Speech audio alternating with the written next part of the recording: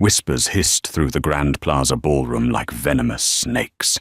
Penelope Russo, drowning in heavy white silk, stood entirely alone under the unforgiving chandeliers. She was a plus-size pawn surrounded by sleek, predatory mob wives waiting for the inevitable punchline. Everyone expected Leonardo Castiglione, the ruthless head of the syndicate, to take one look at his forced bride and walk away laughing. Instead, the lethal Don stepped forward, his eyes completely devoid of mercy. He didn't sneer. He didn't mock her.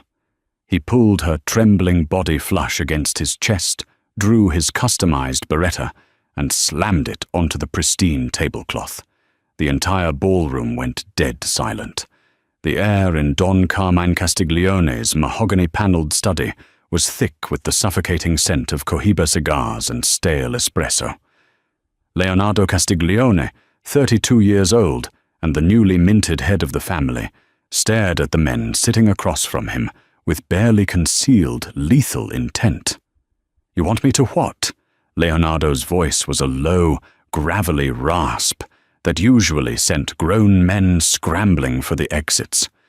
"It's the only way to solidify the peace, Leo," wheezed Silvio Russo, a sweating, pathetic excuse for a capo whose gambling debts had nearly compromised the entire Eastern Seaboard operation.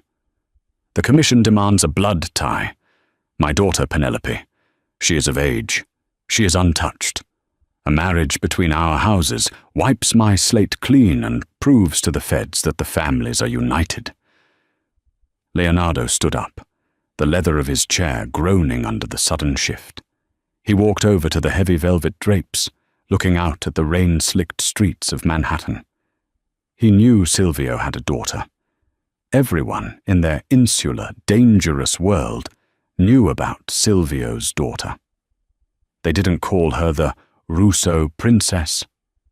Behind closed doors, in the viciously shallow circles of La Cosa Nostra, they called her the Russo pig. "You're offering me Penelope," Leonardo said, turning slowly, his jaw ticking. "You owe the syndicate $4 million, Silvio.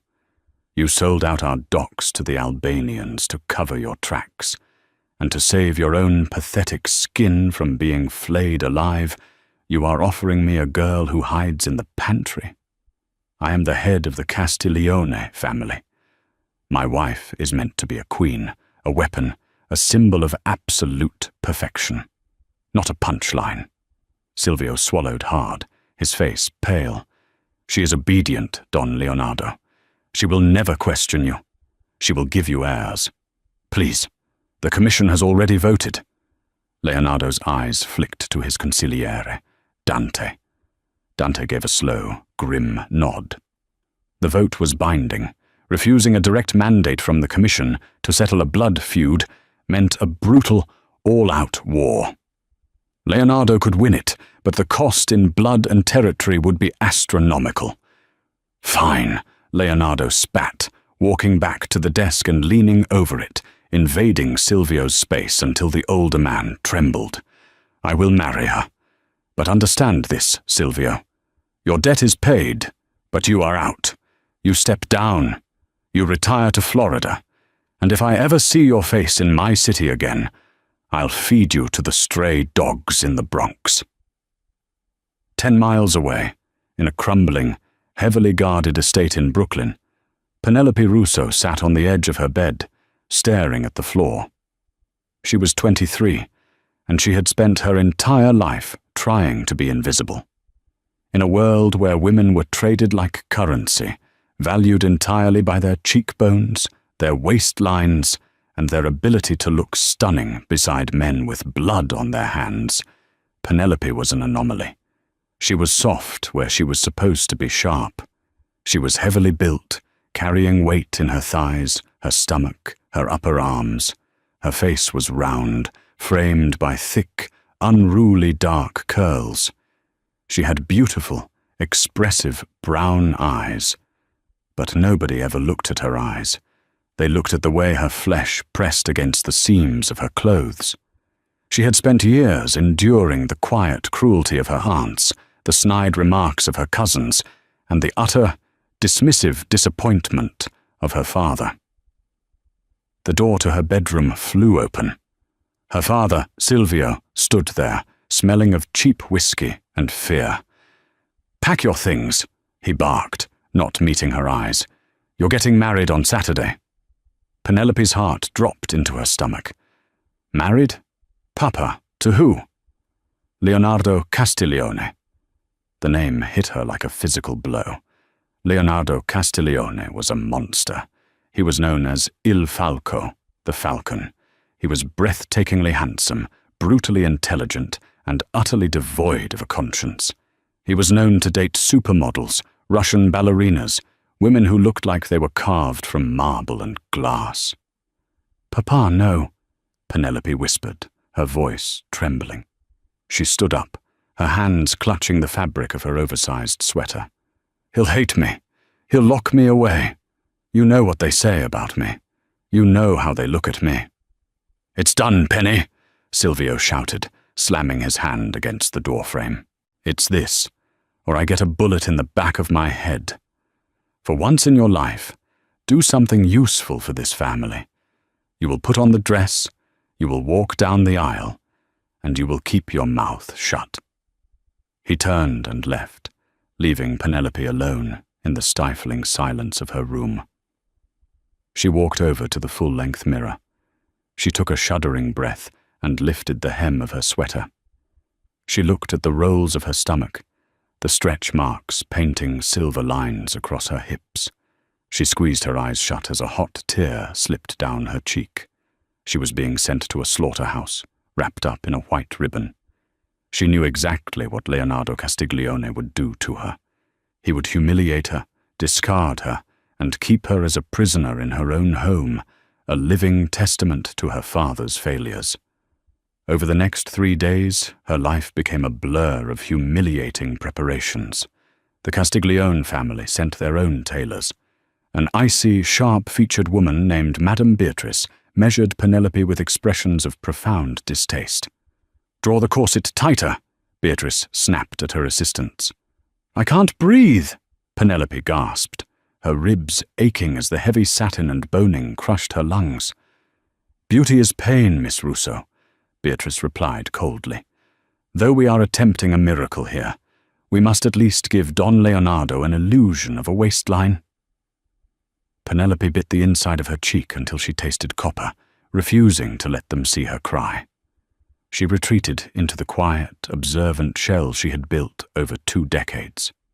She was fat, yes, but she wasn't stupid. If she was going to survive in the lion's den, she had to stop acting like prey. The Cathedral of St. Patrick was heavily guarded. Black SUVs lined the streets, and men with earpieces and bulging jackets stood at every corner. Inside, the pews were packed with the most dangerous men and women in the country. The heads of the 5 families, the Chicago outfit, and the Detroit partnership were all in attendance.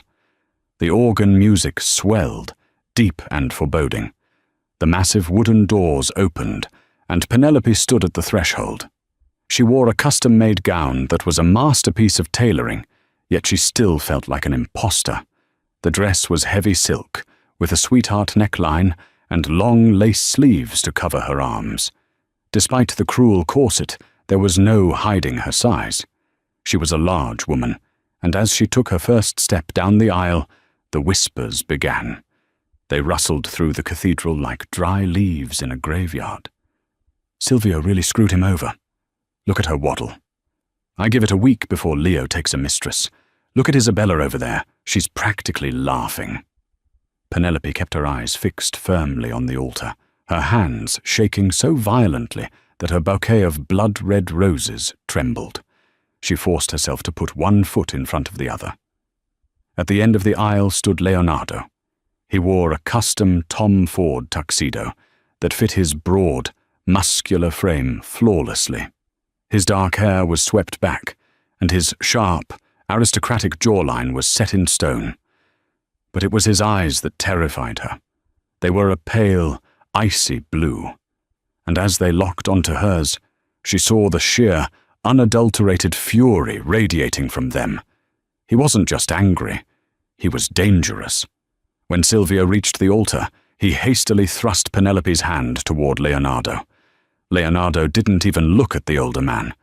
He stared at Penelope. Up close, his presence was overwhelming. He smelled of bergamot and danger. Slowly, deliberately, he took her hand.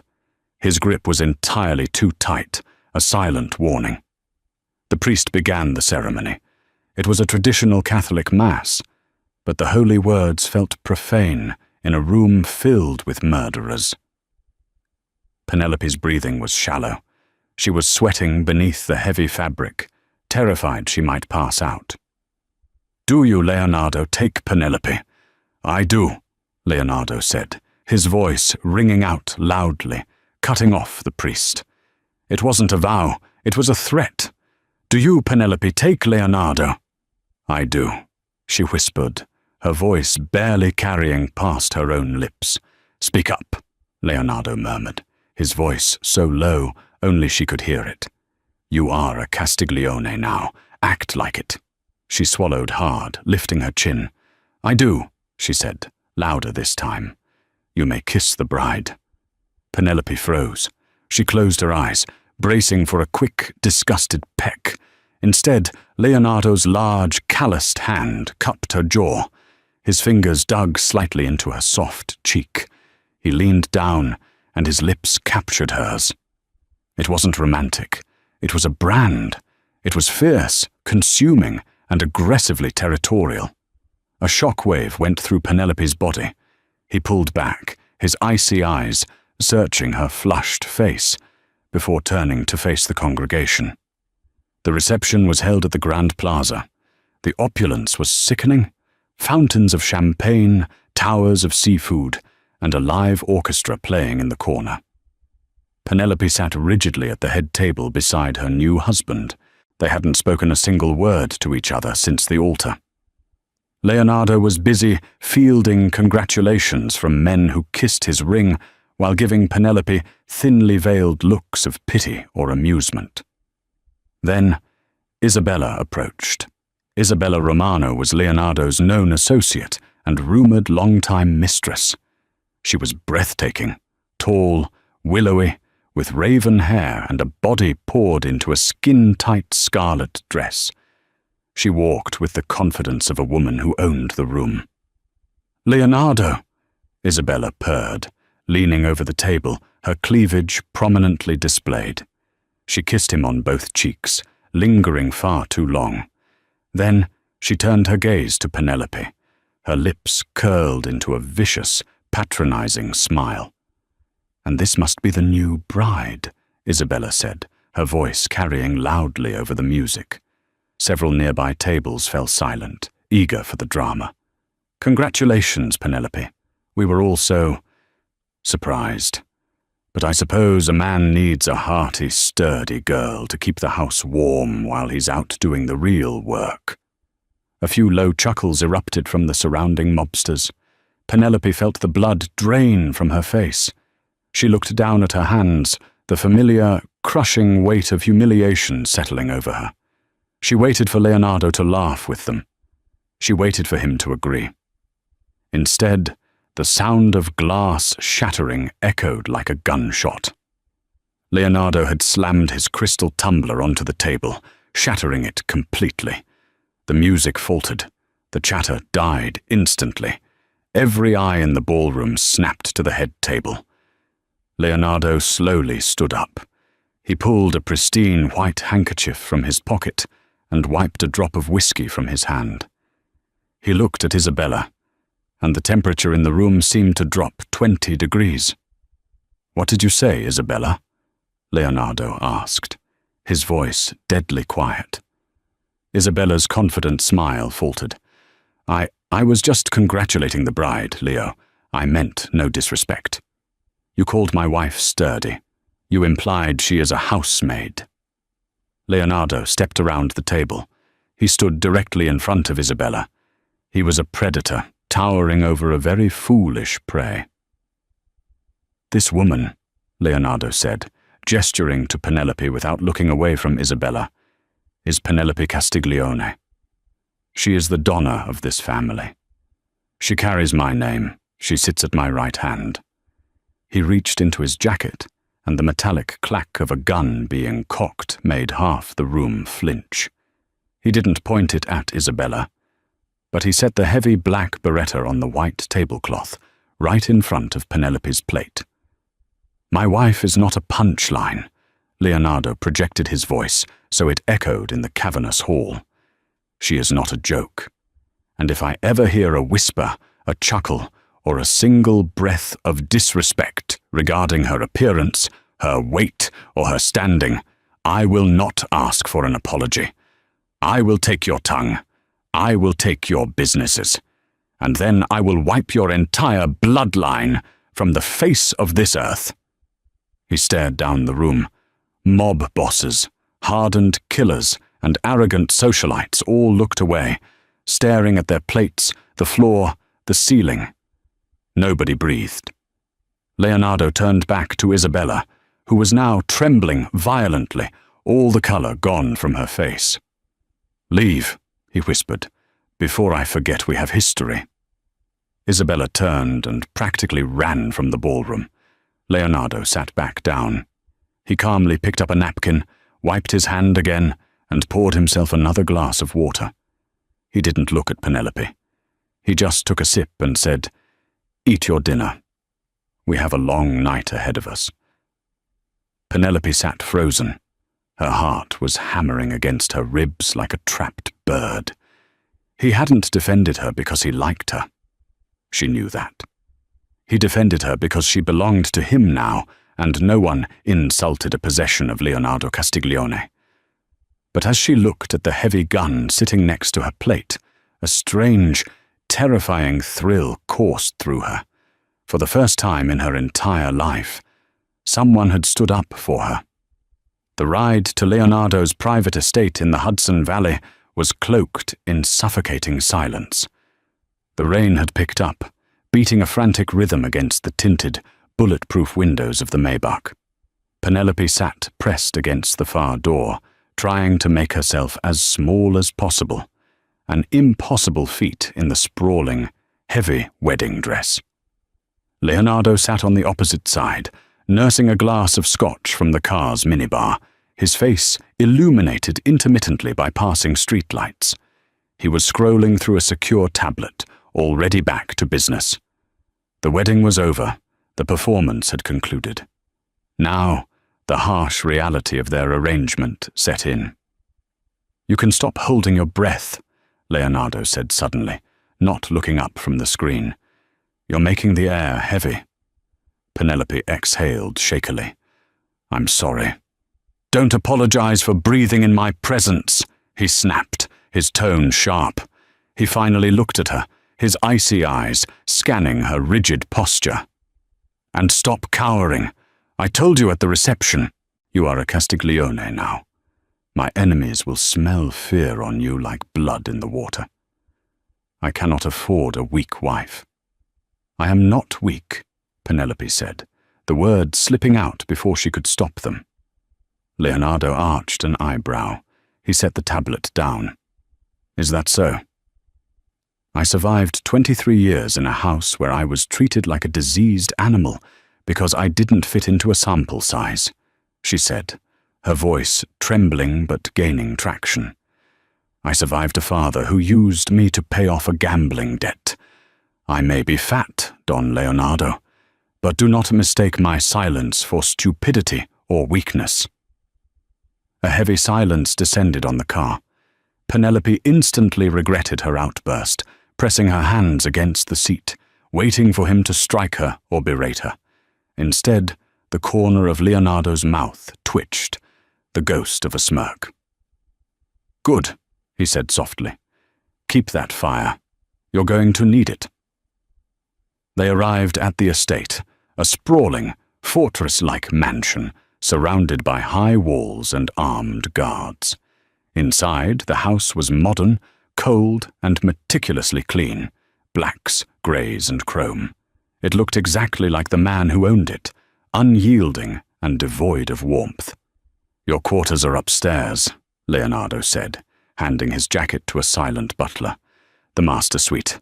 My men will bring your bags up. I have business in my study." Penelope frowned. "We aren't—" Leonardo stopped and turned back to her. He dragged his gaze deliberately down her body, taking in the massive dress, the flushed cheeks, the sheer exhaustion radiating from her. "I do not take terrified women to my bed, Penelope," he said coldly. "And I do not perform for the commission behind closed doors. You will sleep. Tomorrow, we establish the rules of this house." He walked away, leaving her standing in the grand foyer. Upstairs, the master suite was the size of Penelope's entire childhood apartment. A massive king-sized bed sat in the center. She walked into the walk-in closet and found her meager belongings already unpacked, looking pathetic next to Leonardo's rows of custom suits and expensive watches. She stood in front of the bathroom mirror and began the arduous process of undressing. She couldn't reach the heavy corset laces at her back. She struggled for 10 minutes, her arms burning, tears of frustration welling in her eyes. It was a humiliating metaphor for her life, trapped, suffocating, unable to free herself. Suddenly, the bedroom door clicked open. Heavy footsteps crossed the plush carpet. Penelope froze in the bathroom doorway as Leonardo walked in. He had removed his tie and unbuttoned his shirt, looking rougher, more dangerous. He saw her standing there, her face red, her hands awkwardly pinned behind her back. He deduced the problem instantly. "Turn around," he commanded. I can get it," she stammered, horrified at the thought of him seeing her back, the flesh spilling over the tight strings. "Penelope, turn around." It was an order, not a request. She slowly turned her back to him, closing her eyes in mortification. She felt his large, warm hands brush against her bare shoulders, sending a shiver down her spine. His fingers were surprisingly deft. He didn't mock her. He didn't make a sound of disgust. He methodically untied the intricate knots and loosened the lacing. As the corset gave way, Penelope took her first full, deep breath in 14 hours. The heavy dress slipped down, pooling at her waist. She stood in only her silk slip, her full figure exposed to the cold air of the room, and to him. She crossed her arms over her chest defensively. Leonardo didn't move away immediately. He stood right behind her, his chest inches from her back. She could feel his body heat. She looked up and met his eyes in the reflection of the vanity mirror. He wasn't looking at her with the revulsion she expected. His expression was unreadable, intense, his pale eyes tracking the curve of her neck, the slope of her shoulders. "Thank you," she whispered to the mirror. "Get some sleep," he replied gruffly, stepping back, breaking the strange, charged tension. "Lock the door." He turned to leave. Crack. The sound was sharp, unnatural. Before Penelope could process it, the massive bay window of the bedroom shattered inward. A hail of suppressed gunfire tore through the room, shredding the drapes and tearing chunks of drywall into the air. "Down!" Leonardo roared. He lunged across the space, tackling Penelope to the floor. The sheer weight and force of his body drove the breath from her lungs as they hit the hardwood. Glass rained down on them like deadly hail. Leonardo rolled them behind the solid oak frame of the bed. He pulled a compact Glock from the holster at his ankle. His eyes were wild, the cold Mafia boss instantly replaced by a feral soldier. "Stay down!" he ordered, pressing a hand firmly against her back, keeping her pinned to the floor. More gunfire chewed through the room. Penelope pressed her hands over her ears, screaming as a bullet shattered a vase 3 feet away. Suddenly, the heavy oak door of the bedroom was kicked open. 2 men dressed in tactical black stepped into the room, assault rifles raised. They weren't Castiglione men. Leonardo popped up from behind the bed, firing twice. The first man dropped, a bullet directly between his eyes. The second man fired wildly, forcing Leonardo back into cover. "He's behind the bed," the second man yelled to someone in the hallway. Leonardo cursed viciously in Italian. He checked his magazine. "I'm low," he muttered. He looked at Penelope, who was curled in a tight ball, trembling violently. "Penelope," he said sharply, grabbing her chin and forcing her to look at him. "Listen to me, I need to draw his fire. When I move left, you stay completely flat."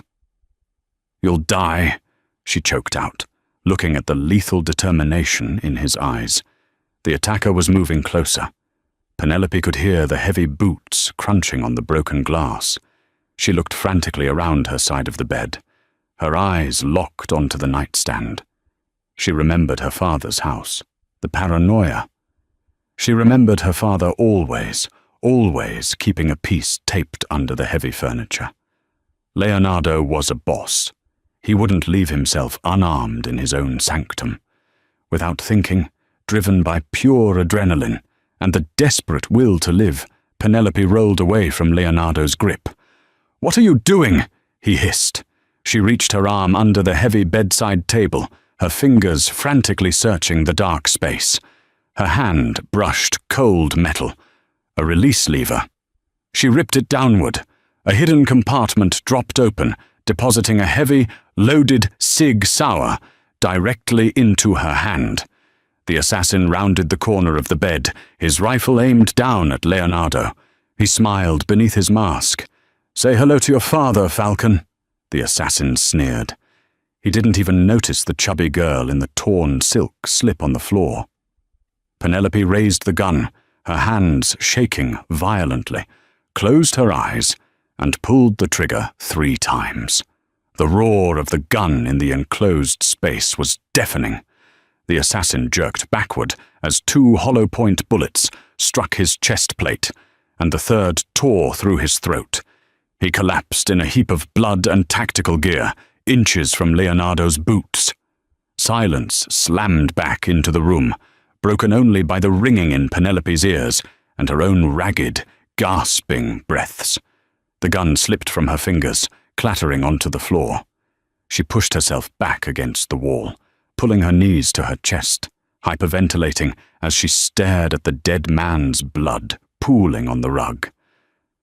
Leonardo slowly stood up.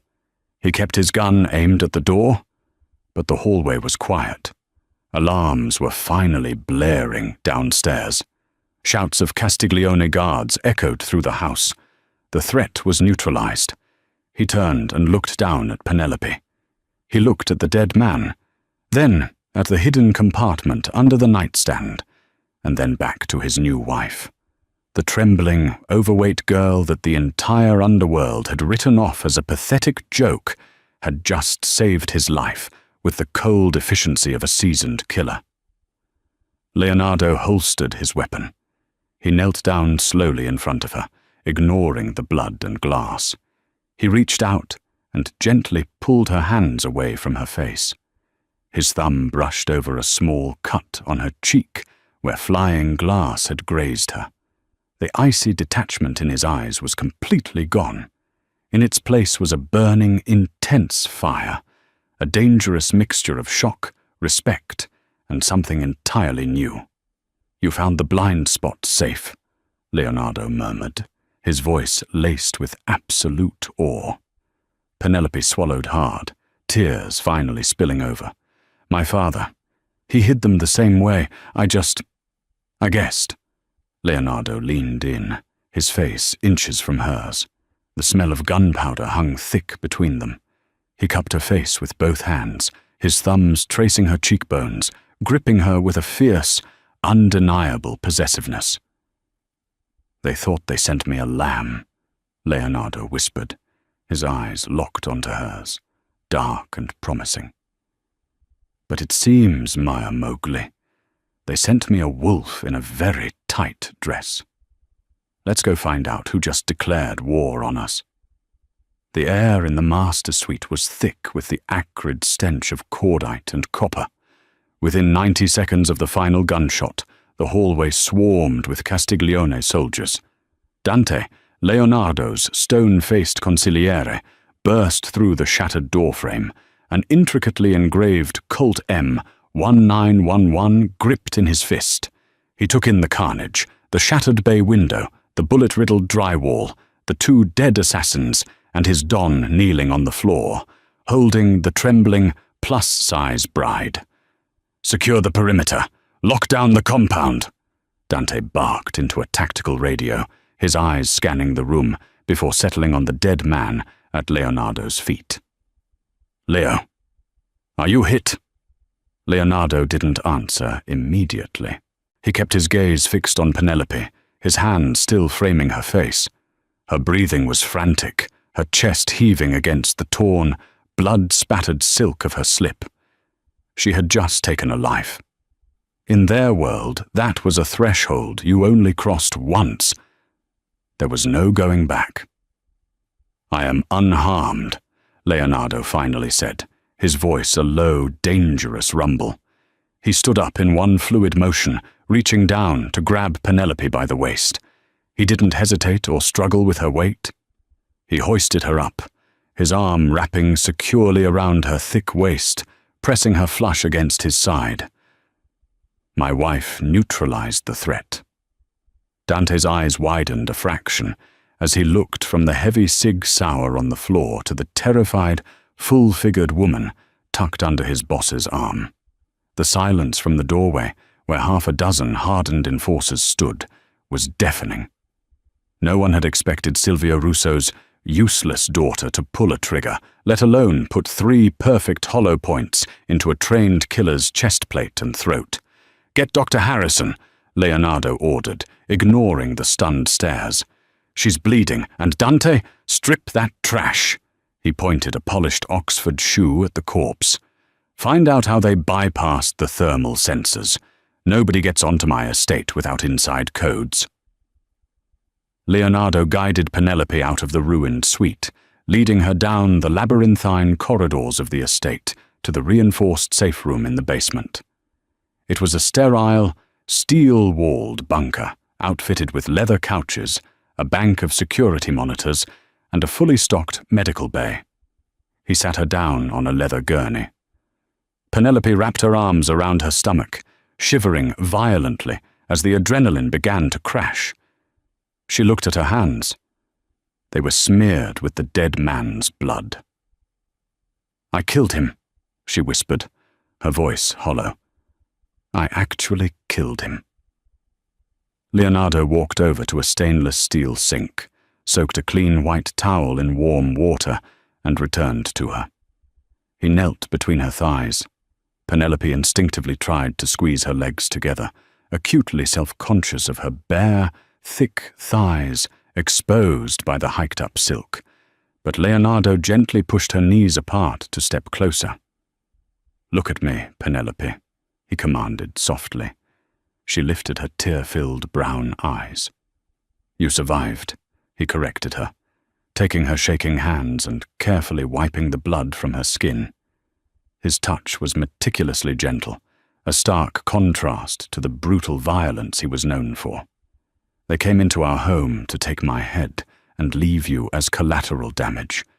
You did what a Donna does. You protected your family. Our home, your family."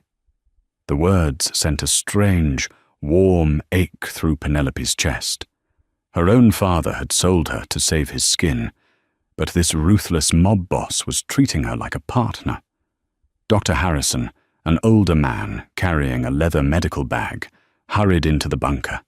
He cleaned the superficial glass cuts on Penelope's face and arms, applying butterfly bandages.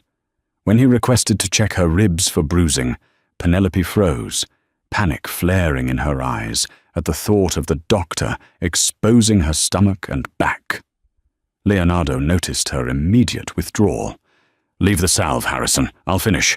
Get upstairs and check my men." Once the doctor was gone, Leonardo picked up the gauze and the antiseptic cream. "Lift the slip," he said, his voice entirely devoid of judgment. Penelope's face burned. Leonardo, please. I'm not exactly something you want to look at. I know what I am." Leonardo paused. He set the medical supplies on the tray and leaned in, his pale blue eyes flashing with a sudden, intense heat. "Do not ever insult my wife in my presence again. Even if you are my wife." He reached out, his large hands gripping the hem of her slip. He slowly pulled it up over her head, leaving her in nothing but her lace bra and panties. Penelope squeezed her eyes shut, turning her head away, waiting for the inevitable sigh of disgust, the cruel comment about her belly or the stretch marks on her hips. Instead, she felt the cool sting of the antiseptic on a cut near her rib cage. Leonardo's fingers lingered. They mapped the soft curve of her waist, the plush fullness of her stomach. He wasn't rushing. He was touching her with the reverence of a man handling a priceless, vulnerable artifact. "You spent your life surrounded by weak men who only understood bones and sharp edges," Leonardo murmured, pressing a sterile pad against a scratch on her shoulder. "I am not a weak man, Penelope. I like the softness. I like that there is more of you to hold.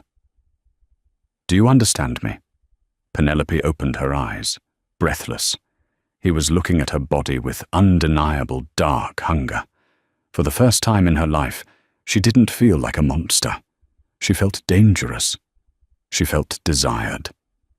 Before she could answer, Dante's voice cracked over the bunker's intercom. "Leo, you need to come upstairs. We found something on the hitter's encrypted comms. You're not going to like it." Leonardo's jaw clenched. The soft, intimate moment shattered, replaced instantly by the icy visage of Il Falco. "Rest," he told Penelope, grabbing an oversized black cashmere sweater from a nearby emergency wardrobe and handing it to her. "Put this on. Nobody comes in here but me." Morning broke over the Hudson Valley, casting a pale grey light over the heavily fortified Castiglione estate. Penelope hadn't slept. She sat curled on the leather sofa in the bunker, wearing Leonardo's massive cashmere sweater, which fell to mid-thigh, comfortably hiding her curves. The heavy steel door unlocked with a mechanical clunk. Leonardo walked in, carrying 2 steaming cups of black coffee. He looked exhausted. He was wearing the same dress pants from the wedding, his white shirt wrinkled and unbuttoned at the collar, revealing a dark smattering of chest hair and the edge of an old knife scar. "Drink," he said, pressing a cup into her hands. "Who sent them?" Penelope asked, the warmth of the mug grounding her. Leonardo sat beside her, resting his elbows on his knees, staring at the concrete floor. He took a long drag of his coffee. The encryption on their burner phones was military grade, but Dante broke the local relay. The hit wasn't ordered by a rival family. It was sanctioned from inside. Penelope gasped. "Your own men?" "A splinter faction," Leonardo corrected, his voice dripping with venom. "Someone with enough power to hire ghost protocol mercenaries and provide them with my security grid codes.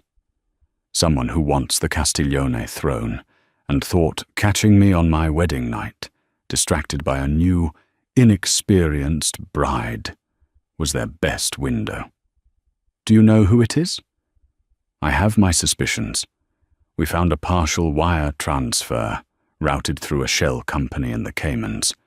The account is linked to the Core Club in Manhattan, a private social club." Leonardo turned his head to look at her. "My underboss, Carlo, practically lives there, and he was very vocal about his disapproval of the commission forcing me to marry a Russo." Penelope felt a cold knot form in her stomach. "He thought I made you look weak." "He thought wrong," Leonardo stated flatly. He stood up, pacing the length of the room. "I've called a war council. Every capo in the 5 boroughs is arriving in an hour. We are going to smoke the rat out. I need to look him in the eyes." "I'm coming with you," Penelope said. Leonardo stopped pacing. No, it's too dangerous. You stay in the bunker. Penelope set her coffee down and stood up. She pulled the oversized sweater tightly around herself. Her heart was hammering, but she forced her chin up. Last night, Isabella humiliated me in front of your entire syndicate. Today, your men think I was just cowering under a bed while you fought for your life. If I hide in a basement during a war council, I will forever be the Russo pig. I am your wife. You told me to act like a donna. Let me act like one. Leonardo stared at her. The silence stretched between them, thick and heavy. A slow, predatory smile spread across his face. Dante! Leonardo shouted toward the intercom. Yeah, boss. Call Madame Beatrice. Tell her to get here in 30 minutes with her best tailors. And tell her if she brings another corset, I will cut off her fingers. 2 hours later, the grand dining room of the estate had been converted into a war room. 10 of the most dangerous, ruthless men in New York sat around the long mahogany table. The air was thick with tension and cigar smoke. Carlo, a thick-necked brute of a man with a scarred jaw, sat near the head of the table, looking entirely too relaxed for a man whose boss was nearly assassinated.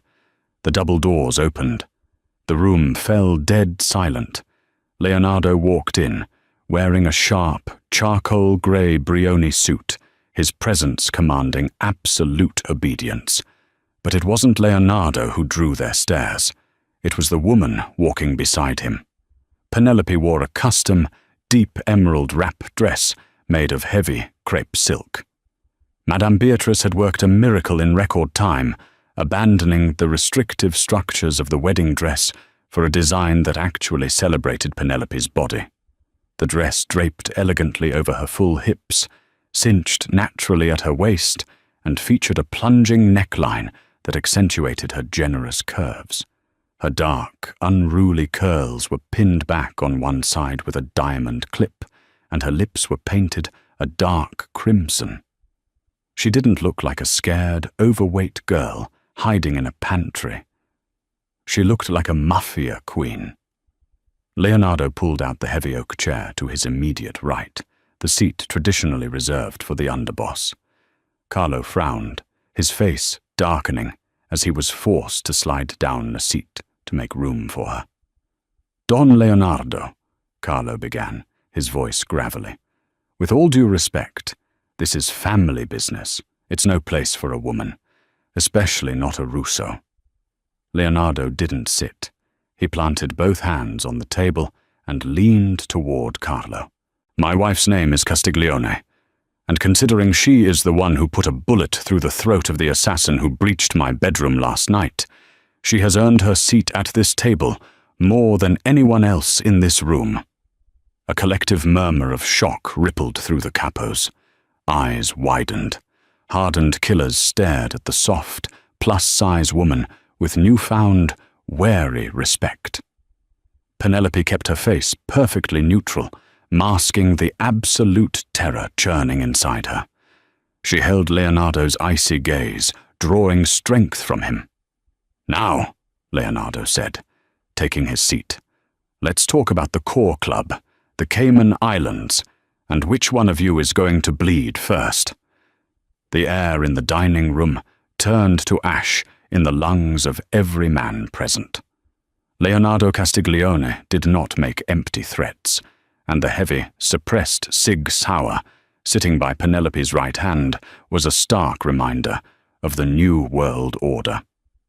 Carlo shifted in his seat, the leather creaking loudly in the dead silence. He wiped a bead of sweat from his thick neck. Boss, the core club is a big place. Politicians, Wall Street guys, half the syndicate drinks there. Tying a Cayman wire to me just because I hold court in the VIP lounge is a stretch. It's a setup. Leonardo leaned back, steepling his fingers. A setup, Carlo? My head of security found a ghost protocol frequency pinging off the estate's grid at exactly 2 a.m. The only people with the rolling clearance codes are sitting at this table, and Dante. Dante stood by the double doors, a statue carved from granite, his hand resting on the butt of his holster. "My logs are clean, boss. But Carlo's sector in Queens had a blackout in their ledger 2 days ago. 300 grand unaccounted for. Cash. That was for the docks." Carlo slammed his fist on the mahogany table, making the crystal water glasses tremble. "We had to grease the union bosses, you know this." Penelope sat perfectly still. Her heart was beating a frantic rhythm against her ribs, but her face was an unreadable mask. Years of being the invisible, fat girl in the corner had taught her one invaluable skill: observation. When people thought you were worthless, they didn't bother hiding their true faces from you. She had watched her father lie, cheat, and sweat his way through 100 dangerous meetings. She knew the anatomy of a desperate man. She looked at Carlo. She looked at his hands, thick and calloused, trembling just a fraction of an inch. Then she noticed his watch, a custom Patek Philippe, rose gold with a diamond bezel. It was a beautiful piece, worth at least $250,000. But it wasn't the watch that caught her attention. It was the scent wafting from Carlo as he grew hotter and more agitated. It was a very distinct, heavy perfume. Tom Ford's black orchid mixed with cheap, acrid fear. Penelope closed her eyes for a split second, transported back to the wedding reception. Isabella Romano, leaning over the head table, her cleavage pushed up, dripping in diamonds and smelling exactly like black orchid. "It wasn't just the union bosses, was it, Carlo?" Penelope's voice sliced through the heavy, masculine shouting. The entire room snapped to look at her. Carlo's eyes narrowed into dark, hateful slits. "Keep your mouth shut, little girl. The adults are talking." Leonardo's hand shot out, grabbing Carlo by the throat and slamming his head down onto the polished mahogany with a sickening crack. Half the capos jumped to their feet, chairs scraping violently against the floor. Dante drew his weapon, aiming it squarely at Carlo's chest. "Sit down," Leonardo hissed, his voice a lethal whisper. The capos slowly lowered themselves back into their seats. Leonardo didn't let go of Carlo. He turned his head toward Penelope. "Speak, Mia Regina." "My queen!" The title sent a surge of pure electricity through her veins. "My father," Penelope started, her voice steadying as she looked down at the bleeding underboss, "owed $4 million. Everyone assumed it was to the Albanians. But my father hated the Albanians. He only gambled at the underground tables in Queens. Your tables, Carlo." Carlo gurgled, trying to pry Leonardo's iron grip from his windpipe. "You didn't want Leonardo to marry me because it wiped my father's slate clean. It cost you $4 million in leverage," Penelope continued, her mind connecting the puzzle pieces with terrifying clarity. "And you needed that money to pay the Ghost Protocol mercenaries. But you didn't do it alone. You don't have the brains to bypass a military-grade security grid." She stood up, the heavy silk of her emerald dress pooling around her curves. She walked around the table, her heels clicking methodically on the hardwood floor until she stood directly behind Carlo. "Isabella Romano gave you the codes," Penelope said, her voice ringing with absolute certainty. She was Leonardo's associate. She had access to the estate. She had access to the private servers. She felt spurned, and you felt robbed. So you pooled your resources. Carlo's eyes widened in sheer, unadulterated panic. "You're smelling of her perfume right now, Carlo," Penelope whispered, leaning down. "Black orchid. She was with you this morning, wasn't she? Waiting to hear if I was dead." With a roar of desperate rage, Carlo reached into his jacket, pulling a snub-nosed revolver. He swung wildly backward toward Penelope. He never even cocked the hammer. Leonardo drew his Beretta and fired a single deafening shot. The bullet caught Carlo perfectly in the temple.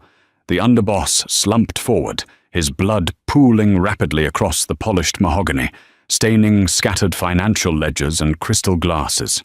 Screams echoed from the hallway as the estate guards rushed the room, but Leonardo raised a single bloody hand. "Stand down." The war room was a tomb. The remaining capos stared at Carlo's corpse, and then they slowly, almost reverently, turned their gazes to Penelope. She hadn't flinched. She stood tall, her breathing even, looking down at the man who had tried to have her murdered in her sleep. Leonardo holstered his weapon. He walked over to Penelope, uncaring of the blood on his hands, and pulled her against his chest. He kissed her forehead, a brand of absolute ownership and pride. "Dante," Leonardo commanded, his eyes sweeping the terrified room. "Take a crew to the city. Find Isabella Romano. Take her to the Pine Barrens. She does not see tomorrow's sunrise." "Yes, boss," Dante said, his voice thick with newfound respect. "And as for the rest of you," Leonardo said, his gaze hardening into diamonds, "you have just witnessed the intellect and the instinct of Donna Penelope Castiglione. If any man in this syndicate questions her authority, her mind, or her place at my side, they will share Carlo's fate. Are we clear?" "Yes, Don Leonardo," the capos murmured in unison, their heads bowed respectfully. "Good. Get this trash out of my dining room." The estate was quiet again, the scent of bleach and ozone replacing the metallic tang of blood. The storm outside had finally broken, leaving the Hudson Valley bathed in the soft, bruised light of dusk. Penelope stood in the newly relocated master suite on the top floor. The shattered bay window of the old room was a memory of violence she was eager to leave behind. She stood in front of a massive, gilded floor mirror, staring at her reflection. The emerald dress was stunning, but she felt the familiar, creeping anxiety of her own skin underneath it. The adrenaline of the War Council had faded, leaving her drained and vulnerable. She was a Mafia queen today, but she was still Penelope Russo, the girl who was too soft, too round, too much. The heavy oak door clicked open, and Leonardo stepped inside. He had showered. He wore only a pair of dark silk sweatpants that hung low on his hips, his muscular, heavily tattooed chest bare. The brutal enforcer was gone. In his place was a man looking at his wife with a hunger that made Penelope's breath catch in her throat. He locked the door behind him. "You were magnificent today," Leonardo said, his voice a low, gravelly hum as he crossed to the room. "I was terrified," Penelope admitted, looking down at her hands. "Fear is a biological response, Penelope. Courage is what you do with it. And you, Mia Cara, have more courage than any man who sat at that table." He stopped behind her, their eyes meeting in the mirror. He reached out, his large, warm hands resting on her hips. He slowly traced the curve of her waist, his thumbs pressing into the soft flesh of her stomach through the silk. "I know what you've been told your whole life," Leonardo murmured, his lips brushing the shell of her ear. "I know they made you feel less than because you didn't look like the starved, hollowed-out women they parade around. But they are fools." He reached for the tie of the wrap dress. Penelope instinctively reached back to stop him, a sudden wave of panic hitting her.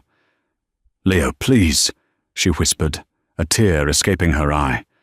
I'm not beautiful underneath this. I have rolls. I have marks. I'm fat." Leonardo caught her wrists in one hand, pinning them gently but firmly against her stomach. With his free hand, he pulled the tie. The heavy emerald silk parted, sliding off her shoulders and pooling on the floor, leaving her in nothing but her lace undergarments. He didn't look away. He didn't flinch. He turned her around to face him. "Look at me," he commanded softly. She opened her eyes, tears spilling over her cheeks. You are a feast in a world of famine, Leonardo said, his pale blue eyes blazing with absolute adoration and dark, consuming lust. He dropped to his knees in front of her.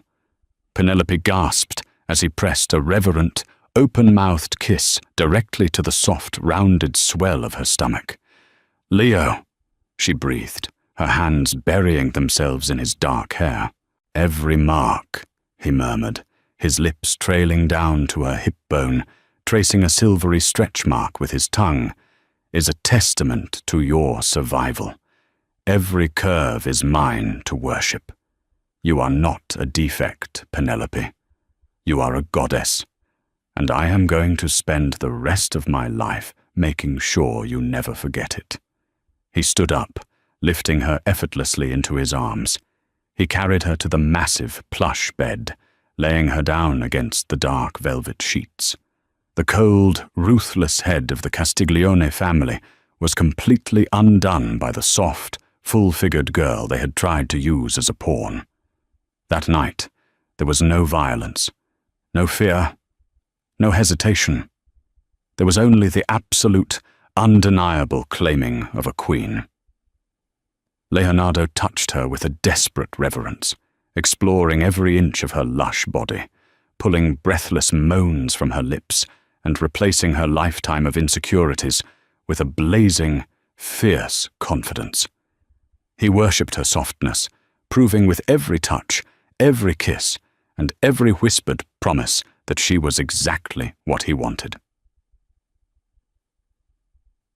Conclusion. In the ruthless, blood-soaked world of La Cosa Nostra, legends were written in violence and fear, but the legacy of Leonardo and Penelope Castiglione was forged in fire and unyielding loyalty.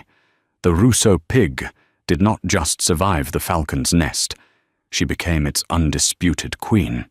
Together, they purged the syndicate of its rot, expanding their empire with Leonardo's lethal execution and Penelope's brilliant, calculating mind. Those who had once sneered at her weight now bowed before her intellect, terrified of the woman who could dismantle an empire with a single glance. She wore her curves not as a badge of shame, but as armor, wholly adored by a monster who would burn the world to ashes just to keep her warm.